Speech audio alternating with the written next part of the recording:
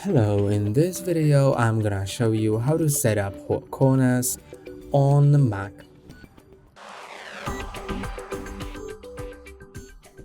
Hot corners will allow you to quickly do some actions by just hovering over a corner of your screen. Let me show you that. When I hover over the bottom right corner, then I can open a quick note. When I hover over the left corner, I open Launchpad and I can close it easily, as you can see. And now I'm gonna show you how to set it up.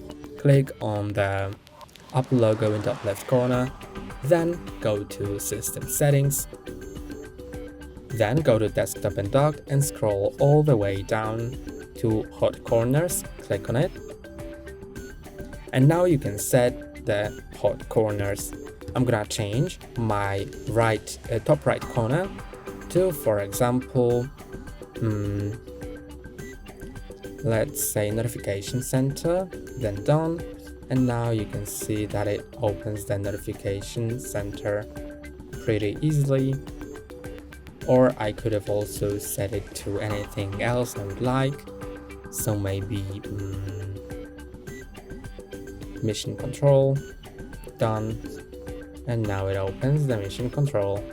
That's all for today. Don't forget to like and subscribe. See you next time.